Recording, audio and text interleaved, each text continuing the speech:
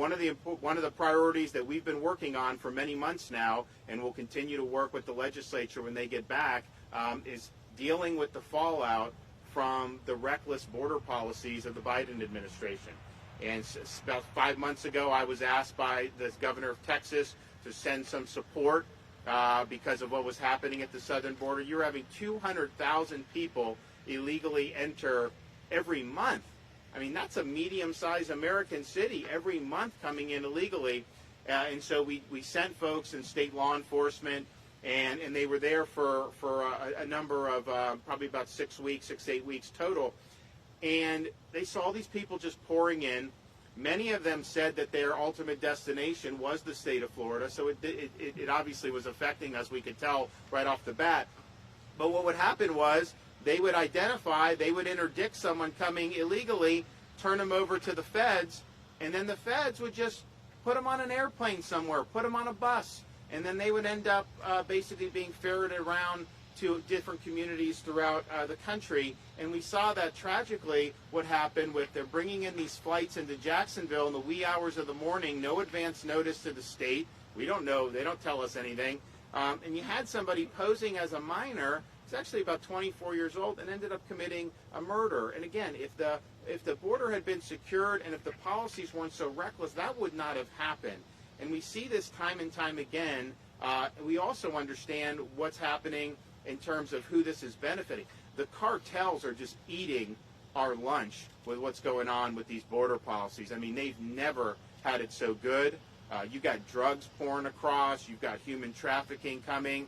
And there's obviously some of the people come in will also commit additional crimes. But just with that, the sheer number of people, there's a huge burden on communities when you talk about health care, schools, all this other stuff.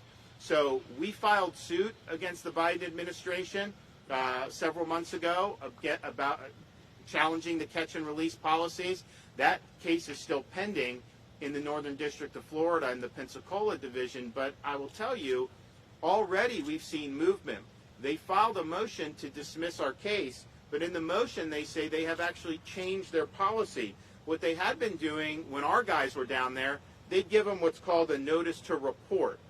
And basically it's like the honor system. Hey, you're here, you're going to have a hearing, call this number and schedule your hearing, on your honor. Can you imagine that? Can you imagine that that's how we did law enforcement here in Florida? Someone robs a bank and they just get a notice, hey, just call the prosecutor and schedule your trial whenever it makes sense for you. It's an honor system. That doesn't work. So they've acknowledged that they have replaced the notice to appear, or the notice to report, which is with what's called the notice to appear, which is important because if you don't show up when you have a notice to appear, then immediately you can be sent back without any additional process. And I don't think that would have happened if it wasn't for our efforts on really pushing the envelope on this and fighting back. So we'll see what's going to happen. There's a lot of other things in that case, and they've been able to do some stuff.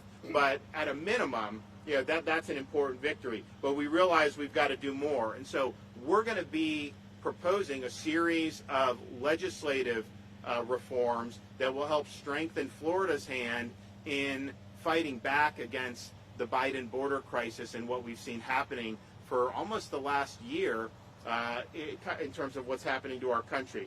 So we're going to propose a number of things. One, we're going to say to any of these contractors who were involved in ferreting people, whether it's buses, charter planes, what have you, any of those folks who were involved in facilitating this type of illegal migration in the state of Florida, they're going to be barred from doing any business with any state or local government agency in the state of Florida. We just cannot be doing contracts with companies that are knowingly and recklessly facilitating bringing people here into our state illegally. And I think that will be very, very important. We're also going to require that any private entity that's involved in facilitating illegal migration into Florida owes the state restitution for each person that they're facilitating, whether they're bringing, whether they're harboring, because this does cost. When you have huge numbers of people,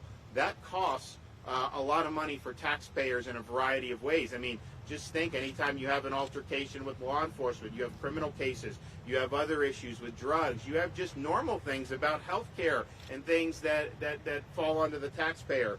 So every single person will be charged, the entities will have to provide restitution for the state of Florida. Number three, we're also going to strengthen our sanctuary cities law.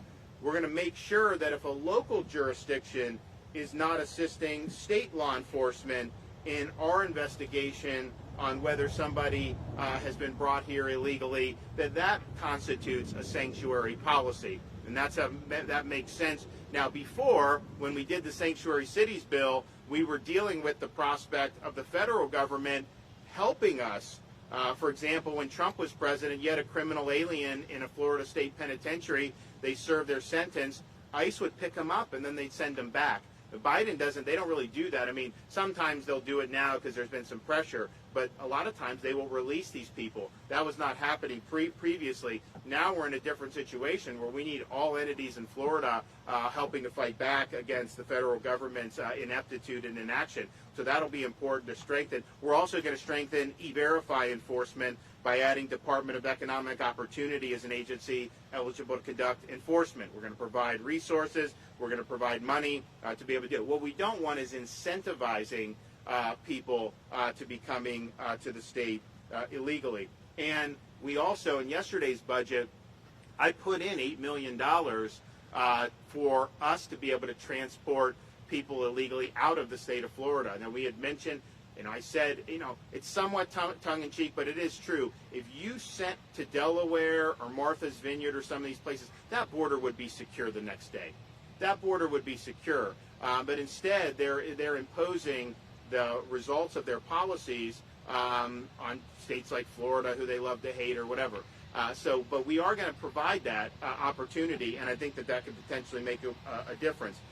We want to know if somebody is committing criminal activity, if they're arrested, or certainly if they're convicted. We want to know whether they are here illegally. That matters. That matters for adjudicating these policies. It matters for the costs that are imposed on our state.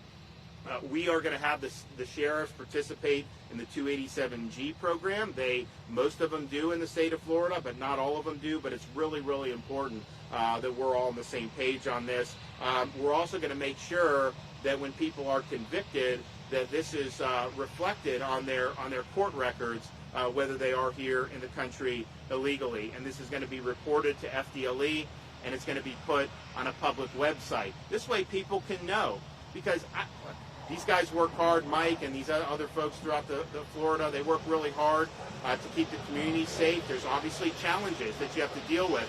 But if someone's coming illegally and then they do commit a serious criminal offense, that would not have happened had they just enforced the law and secured the border. And so it's important to know how many of these crimes are easily preventable just by having enforcement of the law. So we're going to know that. Also going to make sure that there's no taxpayer benefits that are provided to anyone coming illegally, particularly facilitating any of the things that we're seeing from the southern border, and that'll be verification will be done by state agencies, and make sure that's basically already the law, but we want to make sure that we're checking all the boxes on that. And then finally, they issued today a new emergency rule about the illegal minors that are coming, and they're being sent to these places. And the problem is that it's much more lucrative to take foreigners into these places than it is to help our own kids here in Florida. For example, it's $158 for a foster kid, but it's $500 to $1,400 if someone's illegally here from a foreign country. And we want to make sure that those licenses are going to facilities that are helping people in Florida who need the help, because they do need the help, and we want to make sure we're there for those folks. So all in all, these are a robust series of proposals. I think we're going to get a lot of support in the legislature, but we have a responsibility to stand up for the rule of law. We have a responsibility to stand up for the Constitution, and we have a responsibility to stand up against an administration that has just decided they don't want to have a secure border. You don't get to make that decision. The laws of our country require us to enforce the law, and that's what needs to be done. So the lawsuit continues. Our other initiatives that we've done with my previous executive order continues, but then these changes, both in terms of the legislative changes and in terms of the additional funding, will put us in a great position to be able to continue to protect the people of Florida. So I want to